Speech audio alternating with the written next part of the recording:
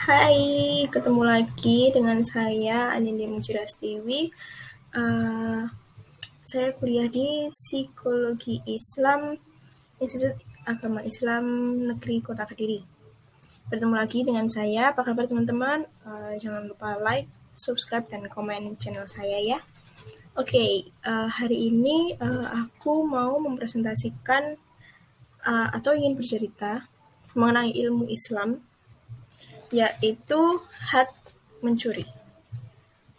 Menurut Islam ya, itu hukum pidana Islam pencurian. Jadi kali ini banyak banget kan marak apakah mengambil barang orang lain diam-diam termasuk mencuri? Kita simak untuk selanjutnya. Penting ya kita mengetahui hukum mencuri menurut Islam. Oke. Hai, apa kalian pernah melakukan hal seperti itu? Jangan sampai dong ya. Jangan sampai melakukan atau mengambil barang orang diam-diam. Kalau kalian pernah melakukan hal tersebut, jangan diulangi ya. Mengapa? Karena menurut Islam, mencuri merupakan suatu hukuman pidana loh, yang berarti sesuatu yang dilakukan tersebut akan mendapatkan hukuman. Oke.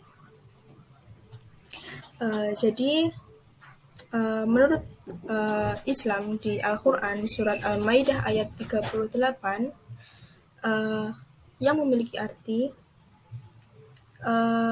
adapun orang laki-laki maupun orang perempuan yang mencuri, potonglah tangan keduanya sebagai balasan atas perbuatan yang mereka lakukan dan sebagai siksaan dari Allah. Dan Allah Maha Perkasa, Maha Bijaksana.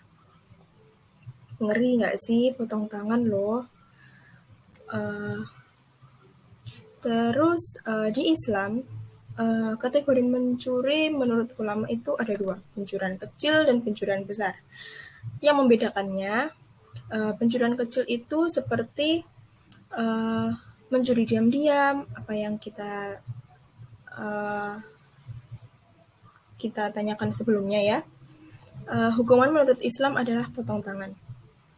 Lalu pencurian besar, contohnya seperti pencurian dengan cara paksaan, seperti merampok, begal, atau pencurian-pencurian yang memaksa.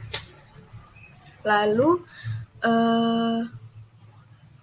di ulama juga mengkategorikan mencuri menjadi dua macam, yaitu hukuman takzir, pencurian yang tidak memenuhi syarat pelaksanaan hukuman had, atau pencurian ini tidak memenuhi syarat atau belum bisa dikatakan mencuri. Lalu yang kedua adalah hukuman had, hukuman potong tangan yang dibagi menjadi dua kategori, yaitu yang tadi pencurian kecil dan pencurian besar. Lalu seseorang seperti apa sih yang dapat dikenai hukuman potongan tangan ini? Yang pertama, taklif atau berakal dan balik. Jadi orang yang sudah taklif atau berakal dan sudah balik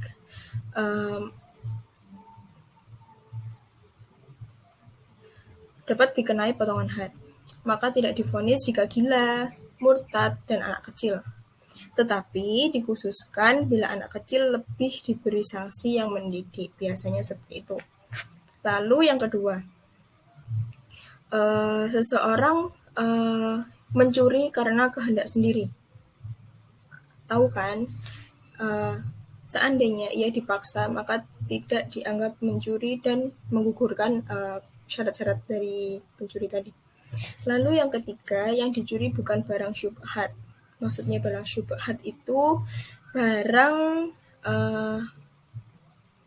yang tidak dikenai vonis potongan tangan. Contoh, ketika orang tua kita mengambil barang anaknya, seperti hadis Rasulullah, kamu dan hartamu milik bapak dan ibumu. Jadi kalau semua kamu punya barang dan diambil atau diambil diam-diam oleh bapak dan ibumu, itu bukan termasuk mencuri.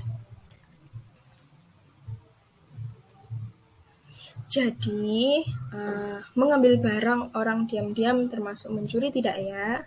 Jawabannya, ya. Hal tersebut masih termasuk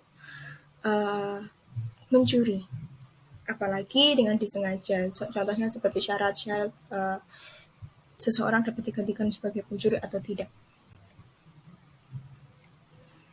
Itu tadi hukum mencuri menurut Islam ya. Hati-hati dalam memahami konteks hal mencuri ini, jangan sampai disalahgunakan atau digunakan sebagai alasan.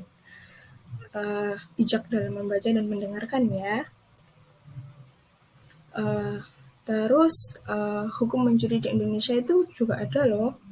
Contohnya seperti di pasal 362 KUHP yang berisi barang siapa yang mengambil barang sesuatu yang seluruhnya atau sebagian kepunyaan orang lain dengan maksud untuk dimiliki secara melawan hukum diancam karena pencurian dengan pidana penjara paling lama 5 tahun atau pidana denda paling banyak Rp900.000.